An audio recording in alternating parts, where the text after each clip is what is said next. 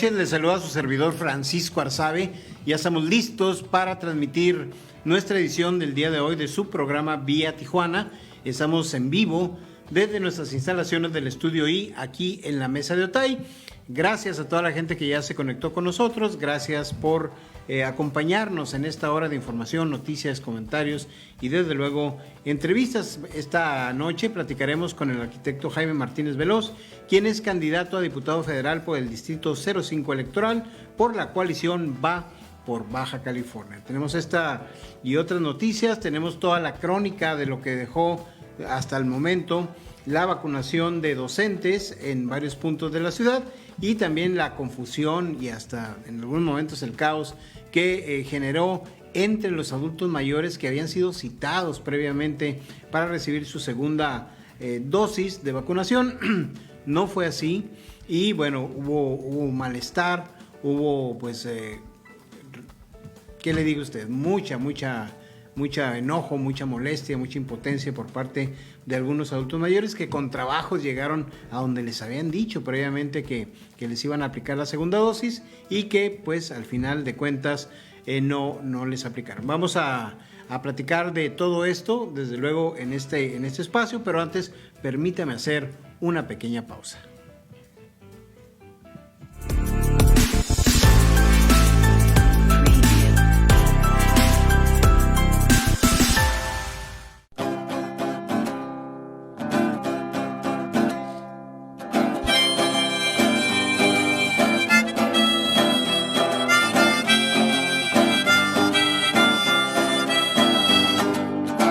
La ciudad gira y gira, que gira sin poderse detener y pasan cosas que debemos saber.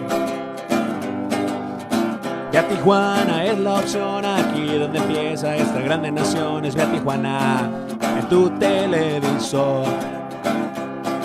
Pone entrevistas, reportajes, deportes y aconteceres sociales, política y eventos culturales. Es Vía Tijuana en tu televisor. Yeah.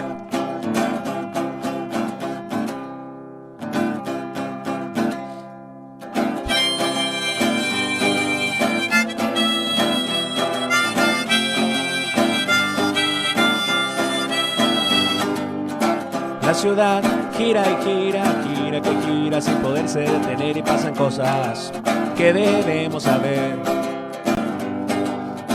Vía Tijuana es la opción, aquí donde empieza esta grande nación. Es Vía Tijuana en tu televisor. Pone entrevistas, reportajes, deportes y aconteceres sociales, política y eventos culturales. Es Vía Tijuana en tu televisor. Yeah.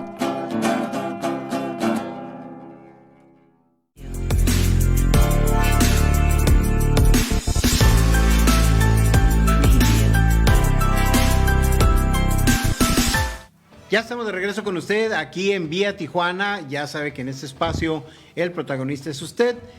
Pues un verdadero caos por momentos y en algunos puntos se registró desde ayer, en algunos momentos del día y el día de hoy con más intensidad.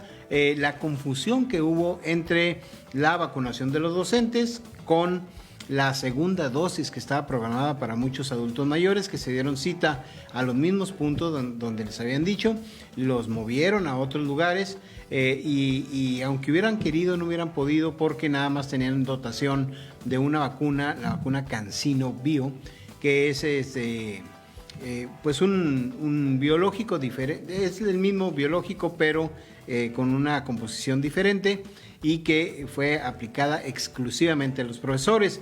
Los adultos mayores les fueron, de acuerdo a lo que les indicaron, regresaron al sitio donde se les aplicó la primera vacuna los días del 27 al 30 de marzo y bueno, al hacerse público que ni la Preparatoria Federal Lázaro Cárdenas ni la Universidad Autónoma de Baja California habría vacunación desde ayer, la gente acudió en masa en a los dos puntos restantes que fue el Centro de Salud de la Colonia Francisco Villa y el nuevo Centro de Gobierno Estatal allá en la en el este de la ciudad, en el extremo este de la ciudad, y bueno, pues estos 2 puntos se vieron desbordados por la demanda. Tere Rábago tiene la crónica de lo que fue este segundo día de vacunación, sobre todo a docentes. Veamos.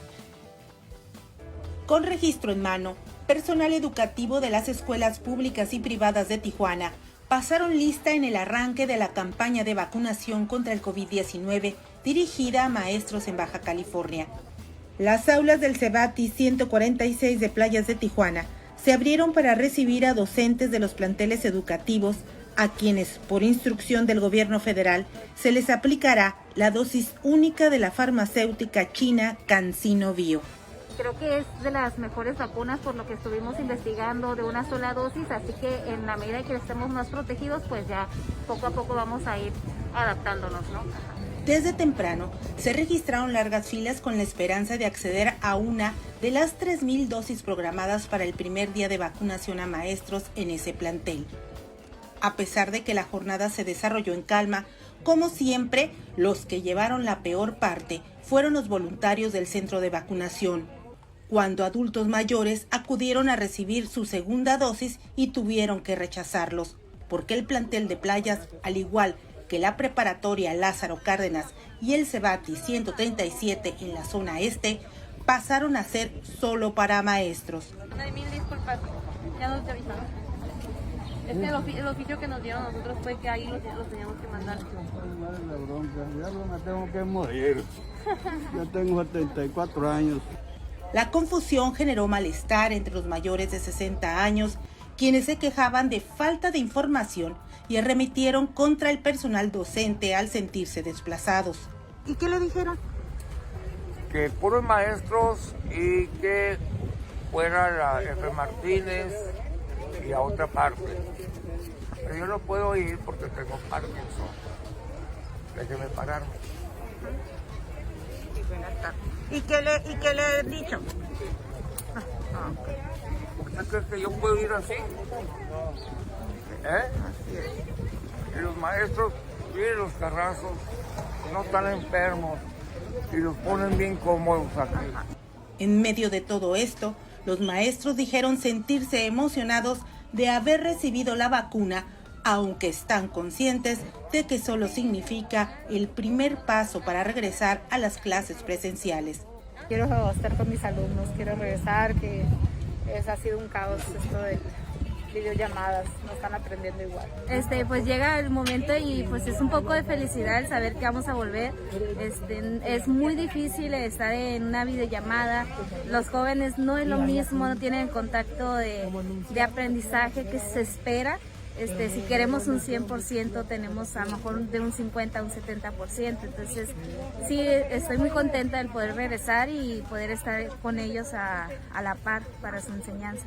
La Secretaría de Salud estima que la vacunación de los maestros no les tomará más de 3 días.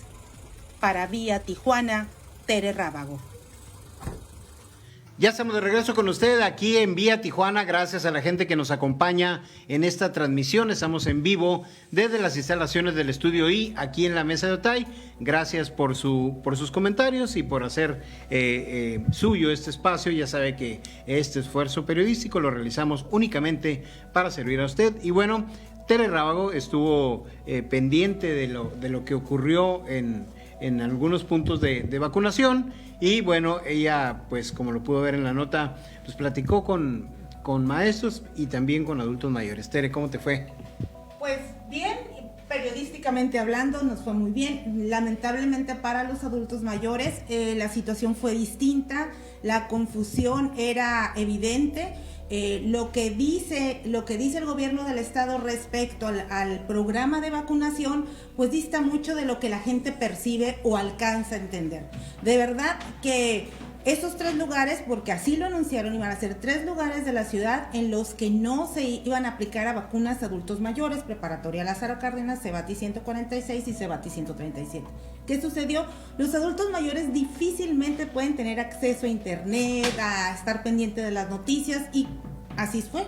Llegaron, se molestaron, y no había nadie que les diera una respuesta. Desafortunadamente, ni siquiera podían hacer nada respecto a la vacuna como lo había prometido el secretario de Salud. Claro. Que decía que si usted llega, pues si llegó le podemos aplicar la vacuna.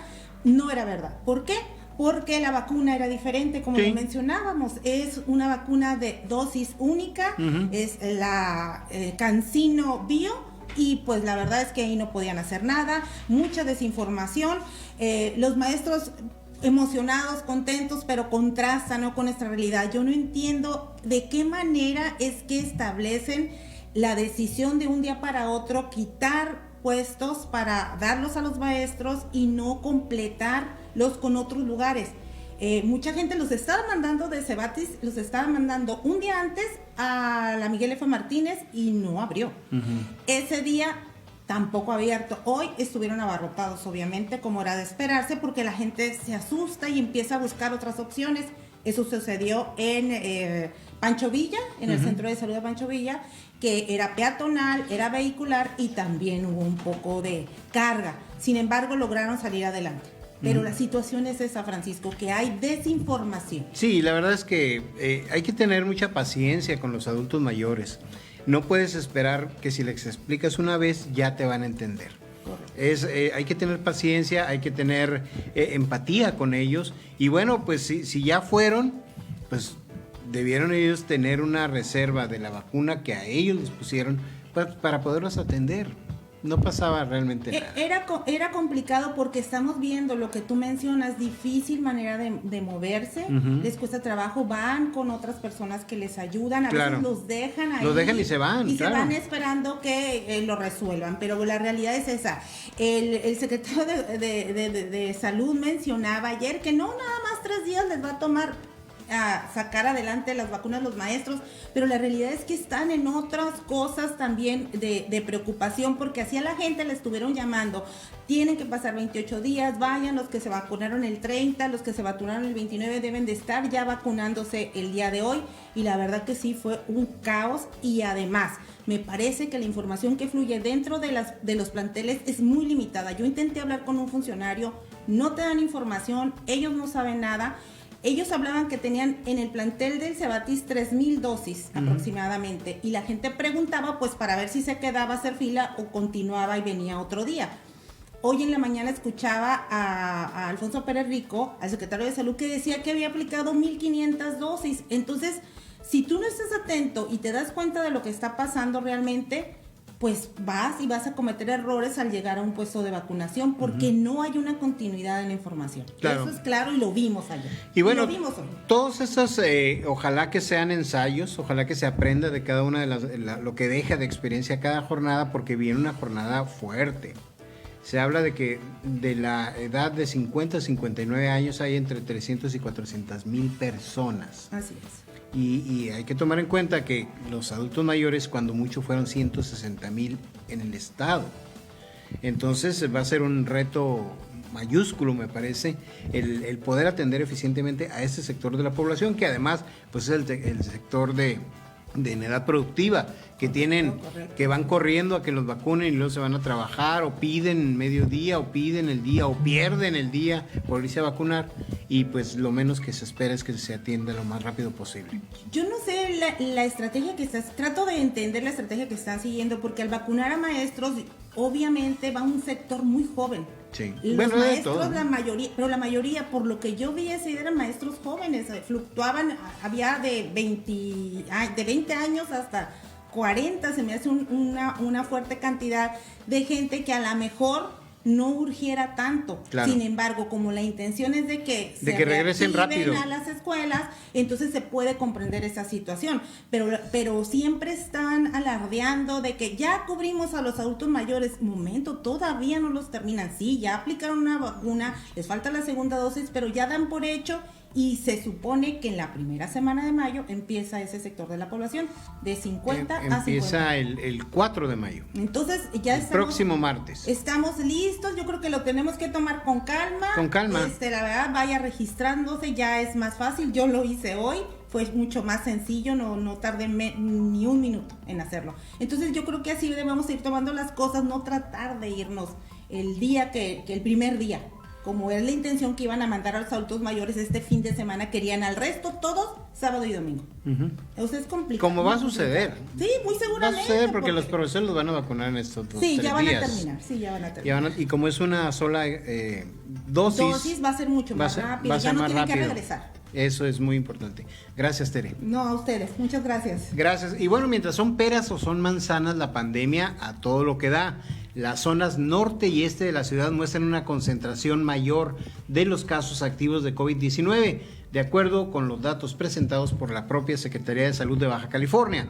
El día de ayer, el martes de geolocalización, como le llaman, detallaron que las colonias Infonavit Presidentes y Vallevista en Tijuana son las de mayor número de casos de COVID-19 activos, por lo que estarán sujetas a restricciones adicionales esta semana. Ya sabe que lo primero que cortan pues es el sobre ruedas, son las actividades que podrían tener alguna o provocar alguna aglomeración.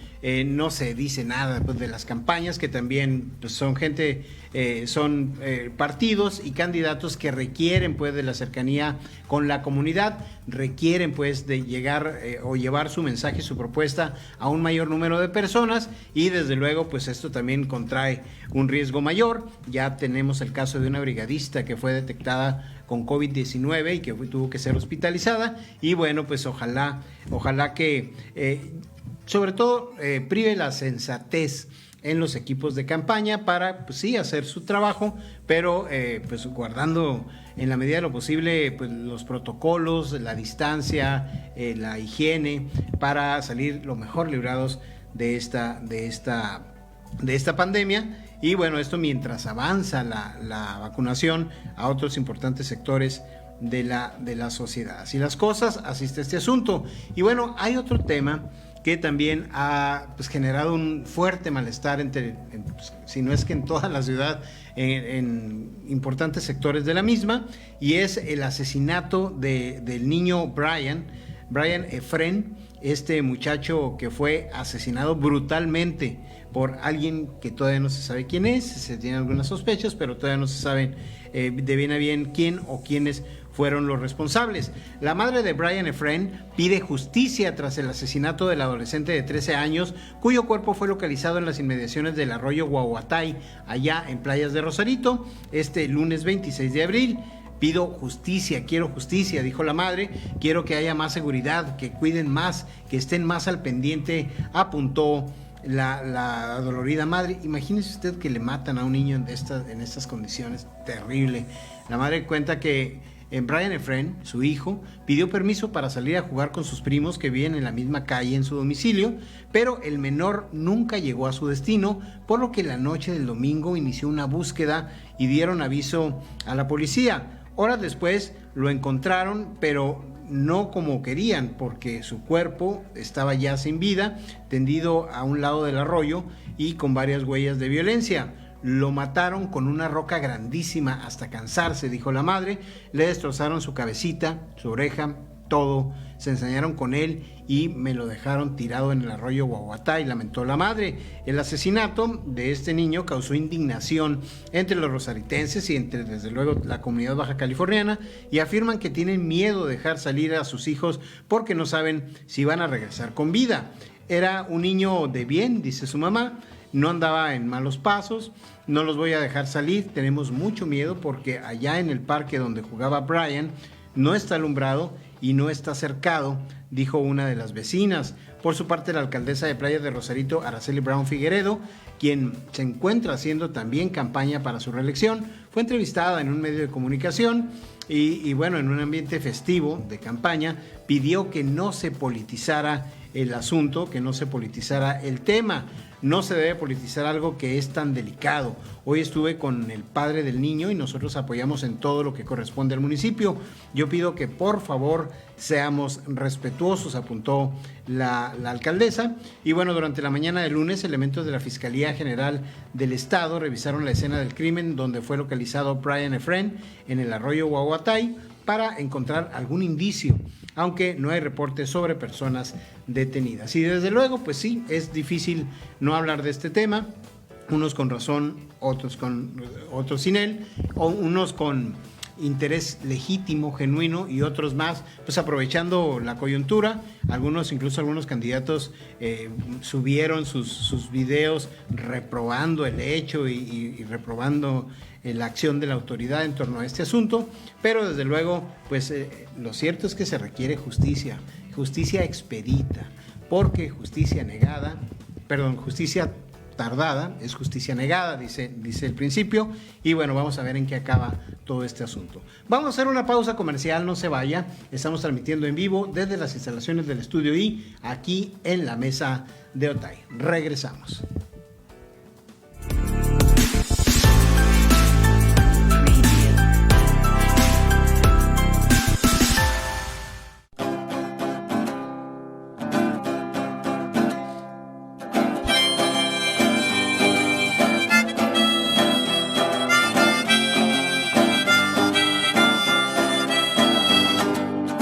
La ciudad gira y gira que gira sin poderse detener, y pasan cosas que debemos saber. Ya Tijuana es la opción, aquí donde empieza esta grande nación. Es Vía Tijuana en tu televisor. Con entrevistas, reportajes, deportes y aconteceres sociales, política y eventos culturales. Es Vía Tijuana en tu televisor. Yeah.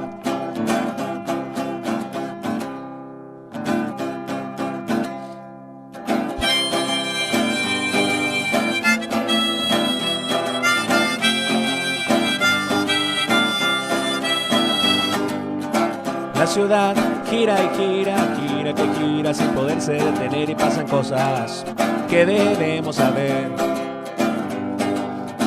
Ya Tijuana es la opción, aquí donde empieza esta grande nación. Es Vía Tijuana en tu televisor.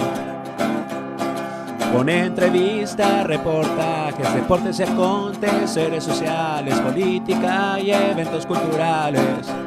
Es Vía Tijuana en tu televisor. Yeah.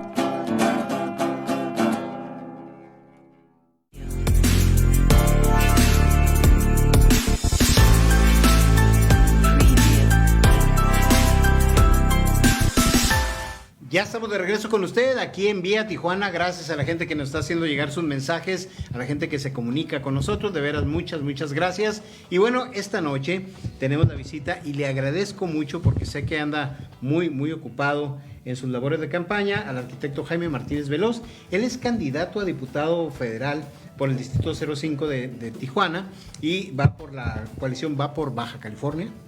Es un hombre que tiene una larga trayectoria en materia política, académica. Ha sido funcionario federal, ha sido diputado federal 2 veces, ha sido diputado local, ha sido delegado de Sedesol en los tiempos cuando Sedesol empezaba. Subdelegado, así es. Y bueno, tiene mucha experiencia, y bueno, ahora está buscando regresar a la Cámara de Diputados. Yo le doy la bienvenida porque aparte es mi paisano. Es mi paisano. Le vamos al mismo equipo, supongo. Sí, claro.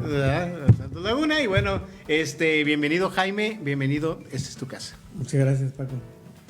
Me da mucho gusto estar aquí contigo. Como hemos estado en otros lugares del país en algunos momentos. Claro. Y pues a tus órdenes aquí. Pues, ¿cómo te va? Oye, ¿para qué regresar a la Cámara? Sería tu tercera ocasión. Mira, muy buena pregunta. A ver, yo me he cuestionado lo siguiente. Cuando tú tienes un conocimiento de la realidad que estás viviendo, o sea, donde tenemos un gobernador que se dice ingeniero y que no es ingeniero, de acuerdo a los datos que te da la propia Secretaría de Educación Pública. Cuando tienes un gobernante que, de acuerdo a la ley, dado que tiene antecedentes penales, no debía haber sido registrado. Cuando tienes un gobernante que se inscribe no con un acta de nacimiento, sino con una constancia o con un certificado de nacionalidad mexicano, donde se establece con toda claridad que no debes de tener relación con otro estado, con otra nación, particularmente con Estados Unidos, así dice la ley. Y cuando sabes que después de que le expidieron esa constancia, se volvió a registrar en el 2012, 13, 14, 15 y 16 en Estados Unidos, registró su comité para que quedara él como aspirante al distrito a ser candidato del distrito de Agua de Otay. Cuando intenta ampliar el periodo de gobierno de 2 a 5 años en forma inconstitucional.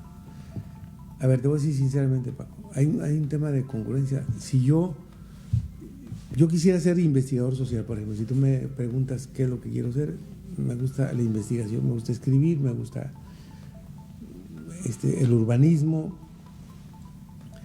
pero cuando sabes estas cosas que te estoy diciendo, pues no te puedes quedar callado. Cuando la inmensa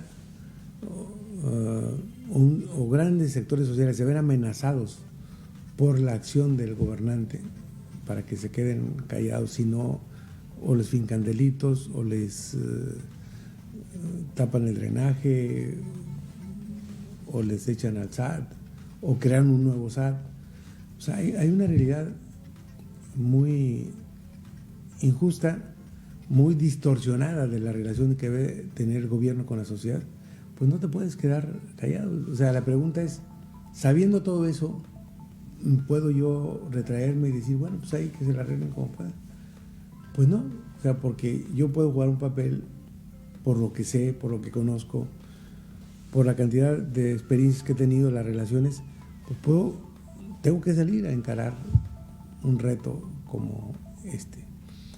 Y entonces, y además de eso, yo estoy convencido de que la ruta que está viviendo el país, pues no es la más adecuada, ni el Estado ni el país. Si yo te preguntara a ti, dime qué es la cuarta transformación, no me puedes contestar, ni yo te puedo contestar, porque no sabemos dónde consultar. ¿Qué es eso? ¿Cuáles son sus metas, sus objetivos, mecanismos para evaluar? Pues no, es un paraguas donde caben todas las ocurrencias. La cuarta transformación puede ser de ampliar de 2 a 5 años el periodo, eso cabe. A ver, nosotros lo que estamos planteando es que debemos construir los cambios que reclama el país mediante un procedimiento en donde el convocante sea el Congreso de la Unión, impulsando un diálogo nacional para la reforma democrática del Estado o para el país al que aspiramos, donde el convocante sea el Congreso de la Unión y el escenario sea la sociedad.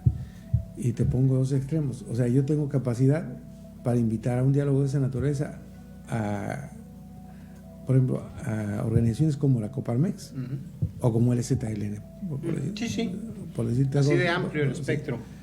Pero ese país tenemos que construirlo entre todos, o sea, porque este tema de la cuarta transformación, si tú me dijeras, tiene estos objetivos, estos métodos, claro que puede tener una explicación oficiosa de cualquiera, pero así como un instrumento de trabajo, un proceso que te permita revisarlo, analizarlo y saber a dónde vamos, pues no es el paraguas donde cabe todo y cabe nada. Claro, es como más aspiracional que aterrizado, ¿no?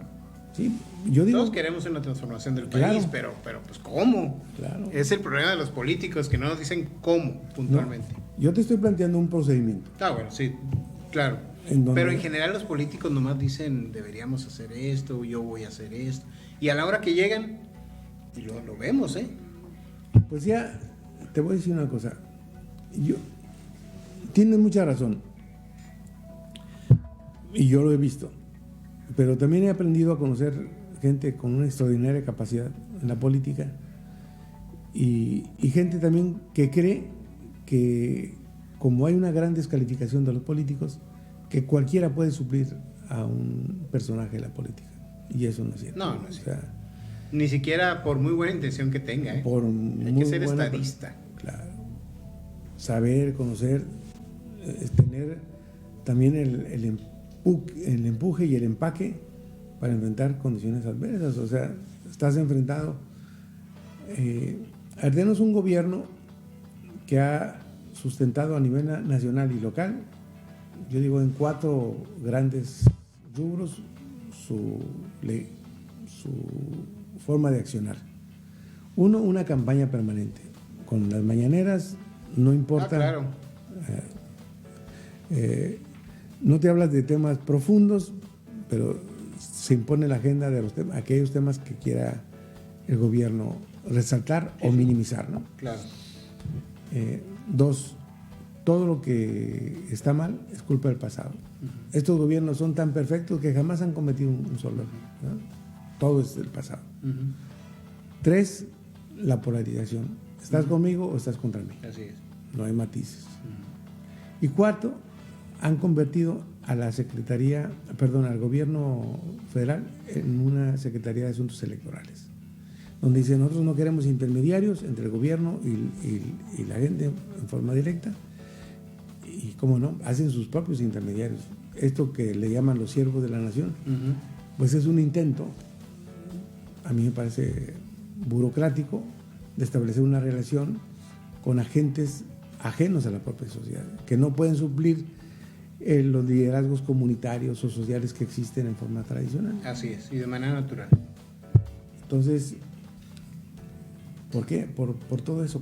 O sea, no pudiera estar con los brazos cruzados sabiendo que hay una actitud de ilegalidad, de injusticia que estoy viendo, que estoy viviendo, y que dejarla pasar me sentiría corresponsable. Claro. Yo no sé si logremos o no transformar las cosas, pero lo que sí estoy convencido de que hay determinación de mi parte de encarar la situación con todas las limitaciones que se tenga, pero también pues uno pues no está cruzado de manos. En esa tónica están tus compañeros de otros partidos que en esta ocasión van coaligados. Quiero decir, pues el PAN, el PRI, el PRD, pues eran enemigos ideológicos hasta hace poco. Qué bueno que tocas ese tema. Indudablemente, las contradicciones en una gran cantidad de temas siguen existiendo. Hablar de la sola posibilidad de una alianza de estos 3 partidos hace 3 años hubiera sido un sacrilegio, nos hubieran crucificado.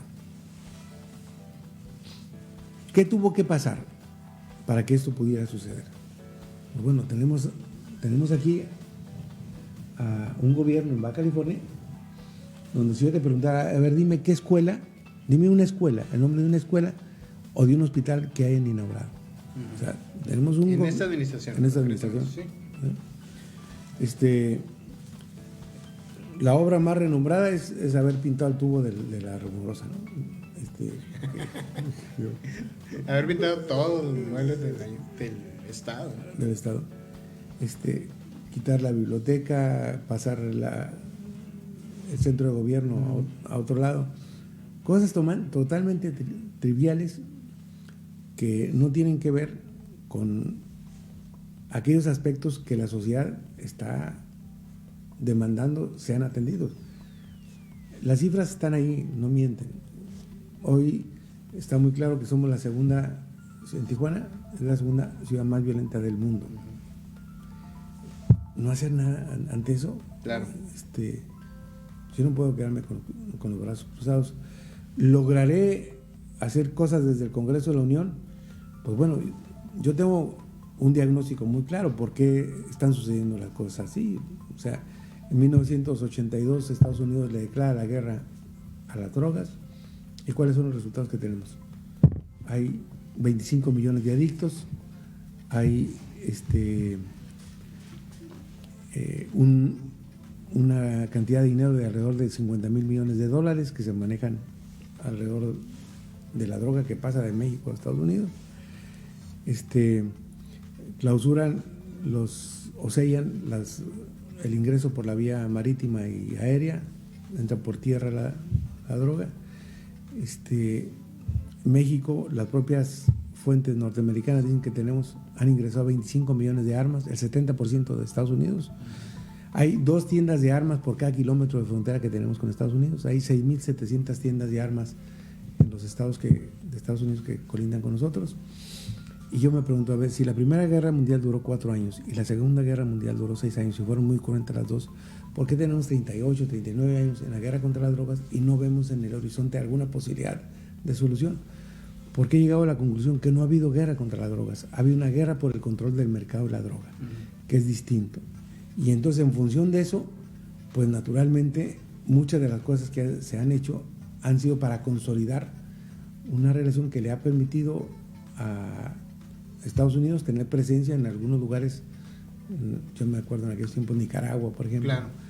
o tener cierto control para poder influenciar en algunos países. Por ejemplo, Estados Unidos tiene una base militar muy fuerte en Honduras. Honduras es un país de expulsor de personas, que aquí lo hemos visto. Claro. Bueno, tenemos que construir, estoy convencido, un nuevo acuerdo entre México y Estados Unidos en este tema, en el combate a las adicciones y por la seguridad, que nos permita establecer algún mecanismo que en el horizonte nos ofrezca soluciones y alternativas a un asunto que hasta ahora se ha complicado por la incapacidad de ambos gobiernos en este asunto. Entonces estamos ante una lógica y una realidad donde Estados Unidos, ¿qué pone? El dinero, los adictos, las armas, y nosotros ponemos los muertos. Así es. Es así de injusta la relación. Entonces, cuando sabes eso, Paco, pues yo puedo quedarme cruzado de brazos o enfrentar la circunstancia. Y he decidido enfrentarla. Eso es importante, además son temas que nos deben interesar a todos como país. Pero tú vas por el distrito 05 de Tijuana. ¿Cuál de las anhelos, de las necesidades, de las causas, de los problemas que se tienen en Tijuana pueden llegar a través de ti a la Cámara de Diputados y cambiar o mejorar las condiciones que tenemos como frontera? Muchísimas. O sea, primero, yo creo que lo que tenemos que hacer es concretar los ofrecimientos que hizo el presidente, las promesas de campaña. ¿A dónde está la zona libre? Ellos lo plantearon. Sí, claro. El tema del IVA, el 8%, puede decir, ya es una realidad. No es una realidad. O sea, tiene que ser todo un trámite burocrático. Sí. Nosotros, por ejemplo, de alta y tiene que ser una medida, pues, normal, común y corriente. Y ¿no? para todos. Y para todos. Se planteó construir la carretera de 4 carriles de Ensenada a San Quintín. No hay ni siquiera el proyecto. Un hospital de especialidades en San Quintín. Insisto, el tema de la zona libre, recorrer las garitas, bueno, todos esos temas. A ver, Andrés Manuel, no es de los dientes para afuera. Claro, y ni siquiera sería dónde están el periodo de los proyectos. Los proyectos. ¿Cuándo vamos a arrancar? Pues, tema número 1 es eso. Tema número 2. Yo creo, por ejemplo, tenemos nosotros recursos a nuestro alcance como país que estamos dejando ir sin tener el cuidado de poner los candados necesarios. A ver, yo tuve muchas diferencias, fuimos diputados federales Felipe Calderón y yo, al mismo tiempo. Y tuvimos diferencias que las discutimos en la tribuna y en el plano político. Pero, por ejemplo, esta actitud que tiene Andrés Manuel de descalificar a un expresidente y decirle, calificarlo con adjetivos y motes, ¿no? El comandante Borolas o general Borolas, no sé cómo. A mí me parece poco serio. Y además una forma de eludir ir a los temas de fondo. Yo creo que hay, por ejemplo, un asunto que tiene que ser abordado por la actual administración y que el utilizar ese tipo de calificativos lo hace con el propósito de desviar la atención para no tratar lo fundamental. Te lo digo concretamente. México firmó un convenio con Canadá que se llama para evitar la evasión fiscal y la doble tributación del impuesto sobre la renta. Por ejemplo, el valor de la producción minera en el año 2014 fue de 260,000 millones de pesos. De esos 260,000 millones de pesos, con este esquema, en México dejaron 3,000 millones. Es decir, de 260 dejaron 3, el 1.16%. Yo esta semana pasada, te lo digo, fui a hacerme declaración fiscal en lo que te habían retenido y ¿no? Tuve que pagar 34,500 pesos de impuesto de la renta y lo hice como debe ser, como todo ciudadano, ¿no? Entonces, pero a ver, tenemos una gran riqueza minera en México.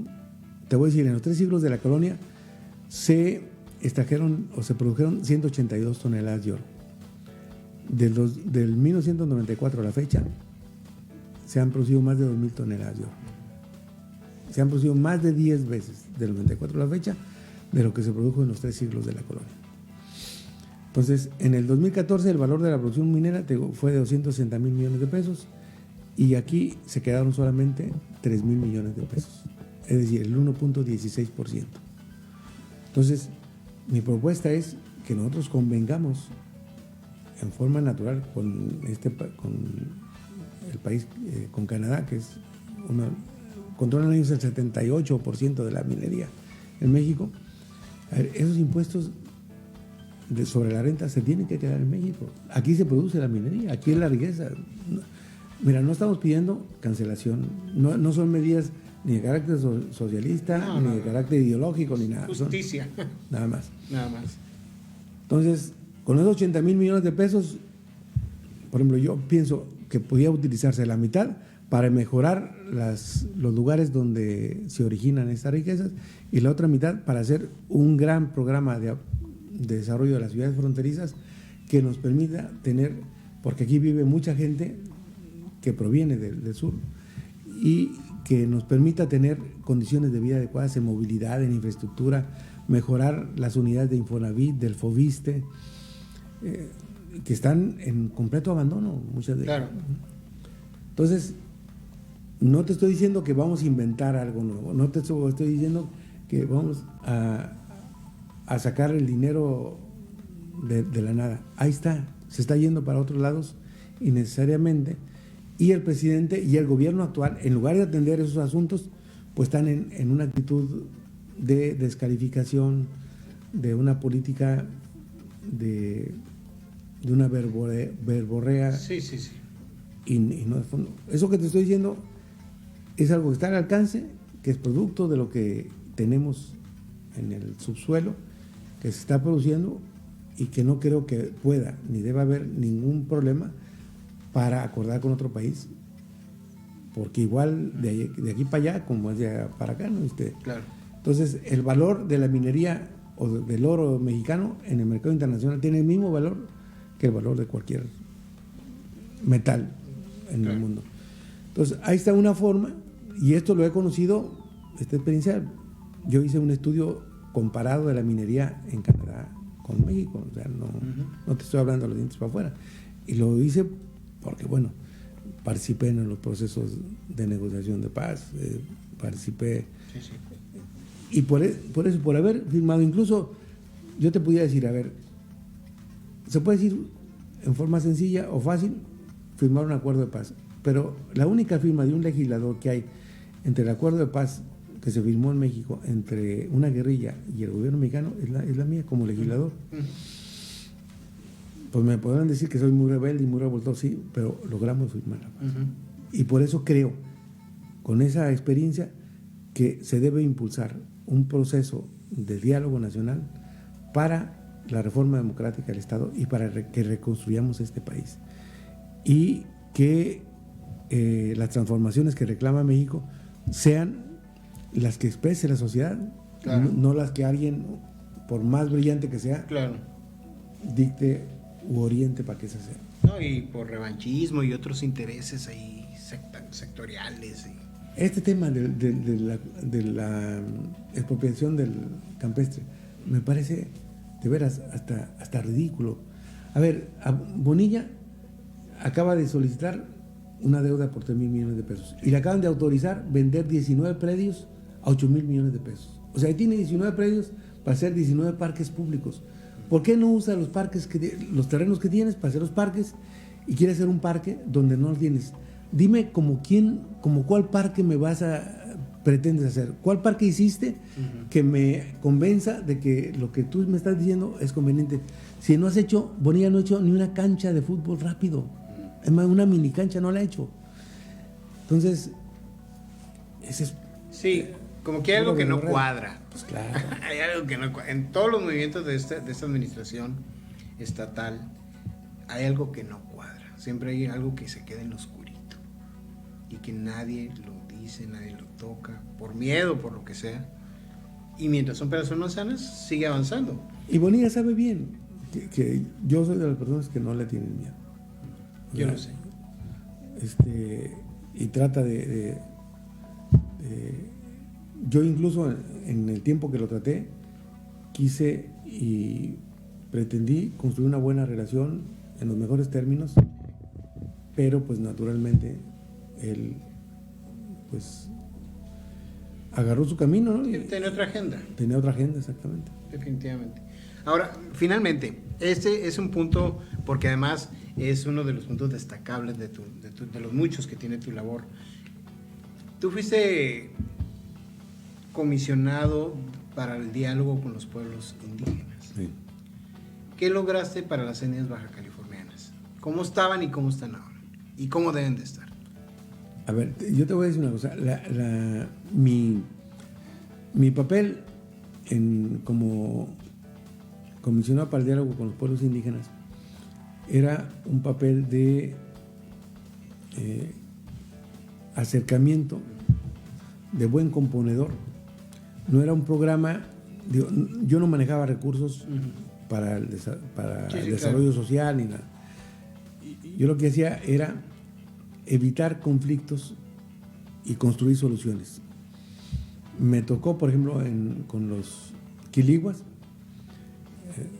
construir un acercamiento. Había una fuerte disputa para la construcción de una planta de energía eólica.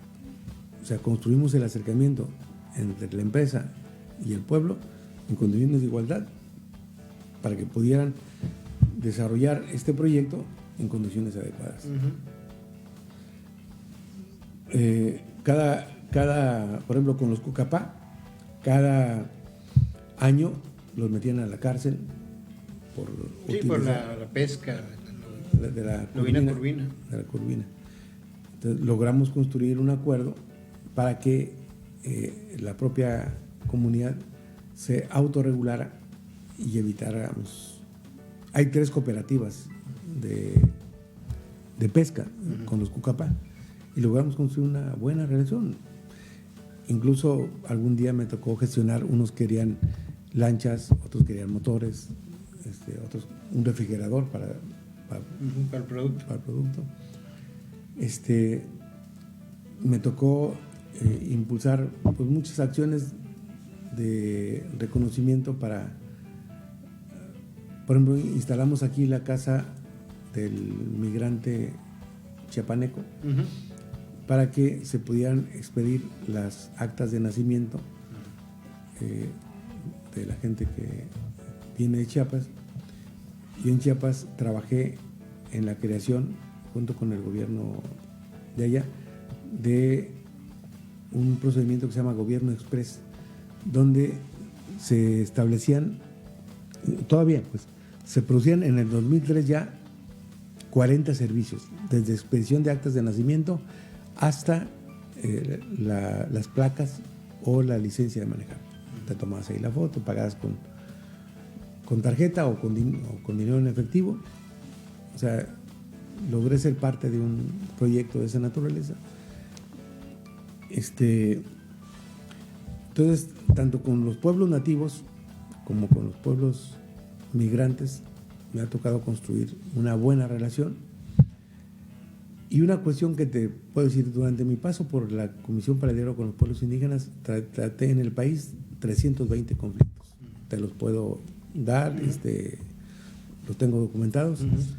Y te puedo decir un resultado que tal vez sea intangible para mucha gente, pero para mí es muy importante. En ninguno de esos 320 conflictos hubo una sola persona muerta. O sea, sí me desvelé mucho, fue desgastante a las 3 de la mañana, 4 o 5, hablar con la Federal de Seguridad o con la Federal de Caminos o con el secretario de Gobierno o con algunos amigos para evitar un conflicto. Saliendo yo de esa comisión, a la semana hubo una masacre en un municipio que se llama de Ochuc, Chiapas, donde 400 personas armadas asaltaron el poblado, mataron a 3 compañeros y hirieron a 30 y tantos. Me tocó incluso ya fuera, ya no como comisionado, fui a interponer una denuncia ante la PGR en aquel tiempo por esa masacre que a mí me parece no debió haberse producido. Eso pasó una semana después de que yo dejé el cargo. Entonces, para mí preservar la vida del ser humano ha sido vital durante mi paso por la función pública. Y logramos en esos 320 conflictos que no hubiera una sola persona muerta. Y me tocó en la montaña guerrerense, en la Costa Chica, en la Sierra Negra de Puebla, en la Sierra Norte, en los altos de Chiapas, en los valles centrales de Oaxaca, con los yaquis, con los tarumaras.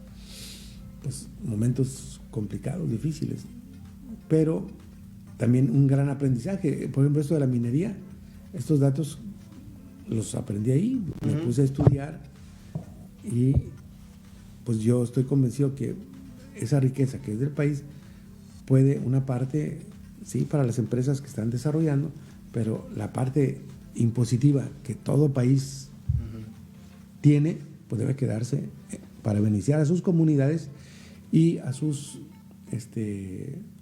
y a sus países. Aquí, por ejemplo, de los 7 millones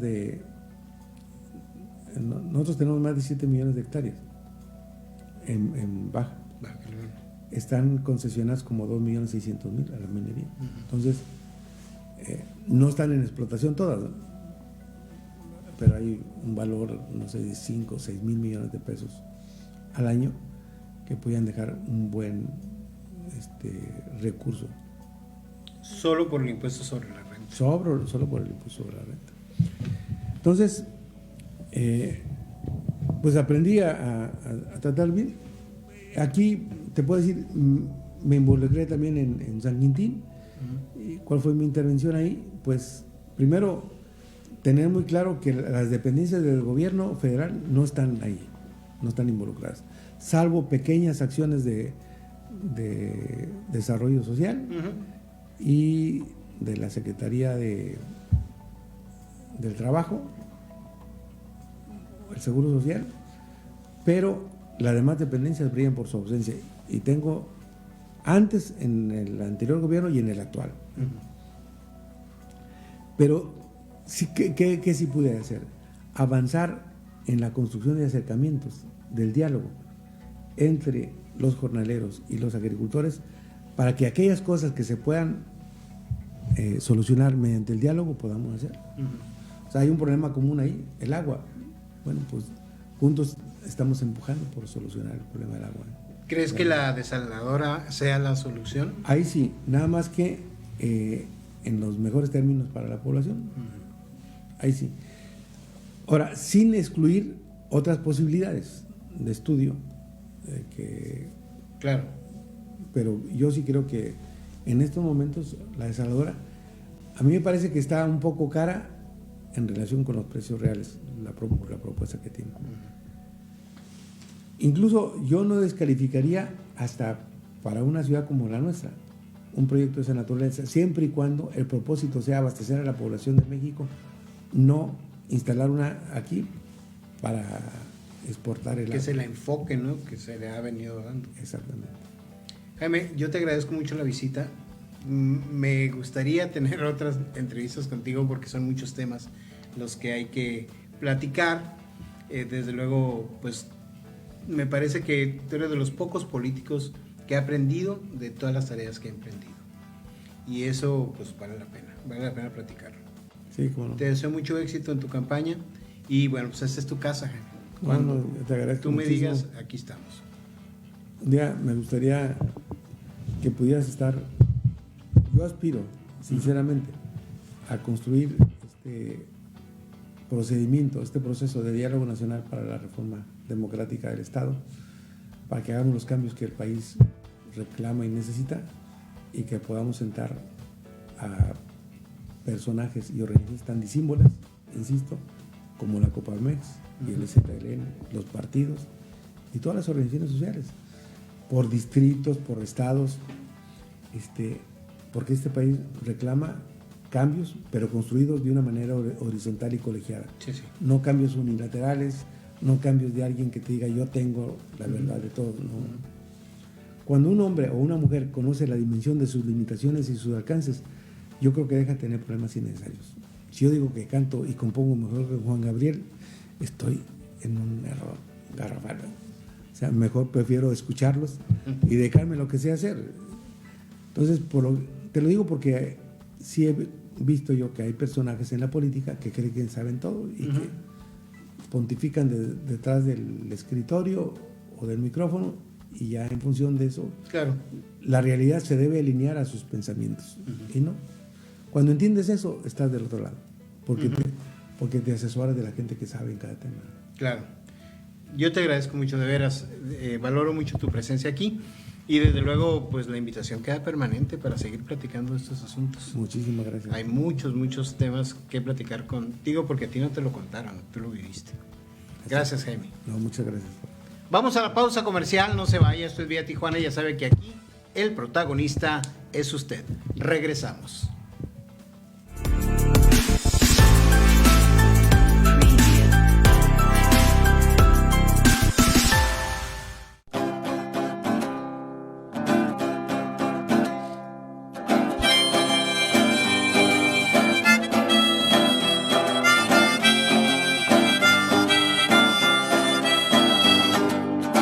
La ciudad gira y gira, gira que gira sin poderse detener, y pasan cosas que debemos saber. Vía Tijuana es la opción, aquí donde empieza esta grande nación. Es Vía Tijuana en tu televisor. Con entrevistas, reportajes, deportes y aconteceres sociales, política y eventos culturales. Es Vía Tijuana en tu televisor. Yeah.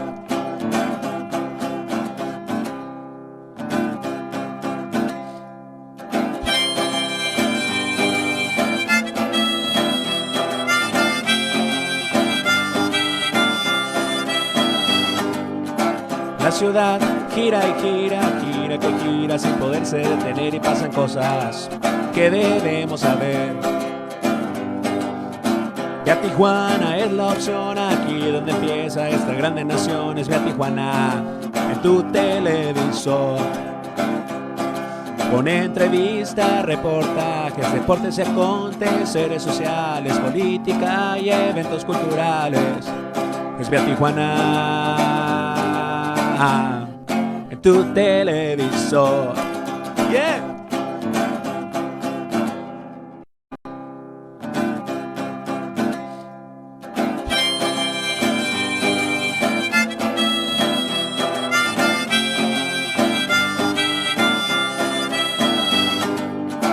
La ciudad gira y gira, gira que gira sin poderse detener, y pasan cosas que debemos saber. Vía Tijuana es la opción, aquí donde empieza esta grande nación. Es Vía Tijuana en tu televisor. Con entrevistas, reportajes, deportes y aconteceres sociales, política y eventos culturales. Es Vía Tijuana en tu televisor. Yeah.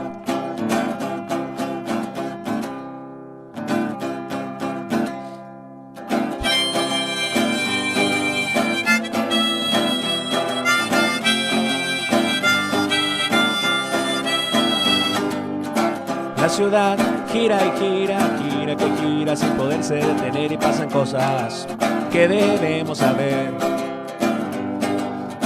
Vía Tijuana es la opción, aquí donde empieza esta grande nación. Es Vía Tijuana en tu televisor. Con entrevistas, reportajes, deportes y aconteceres sociales, política y eventos culturales. Es Vía Tijuana en tu televisor. Yeah.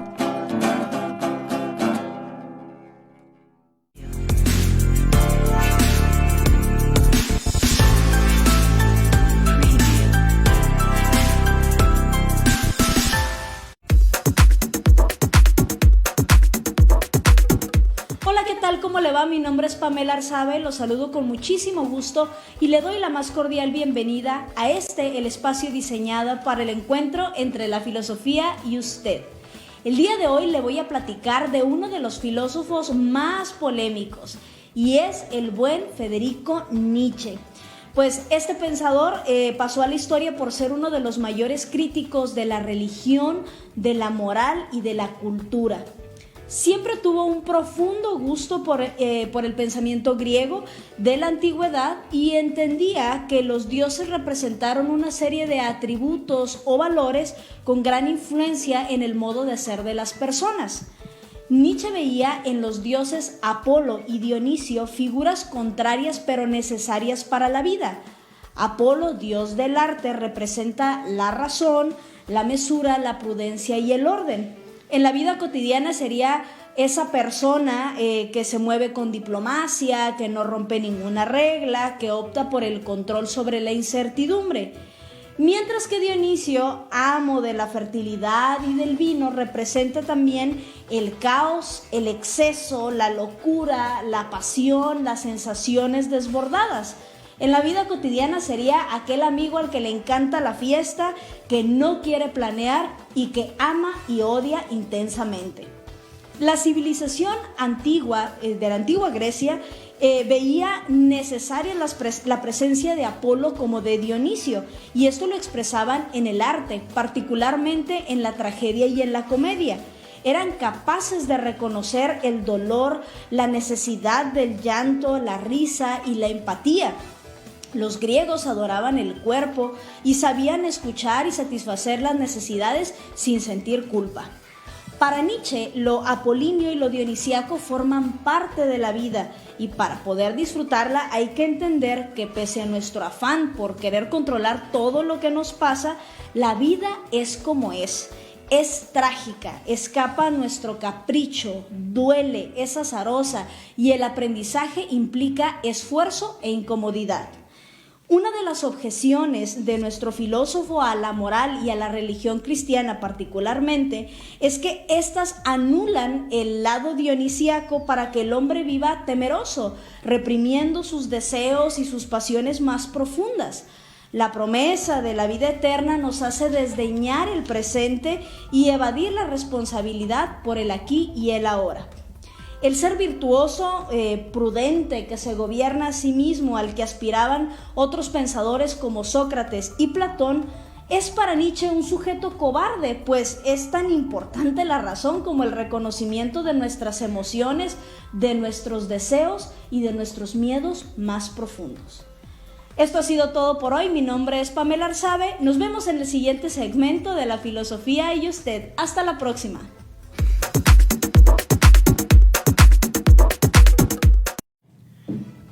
Y hasta aquí llegamos con esta edición de Vía Tijuana. Le quiero mandar un saludo y de veras nuestro agradecimiento a la gente que nos ve, a la gente que nos hace llegar sus mensajes.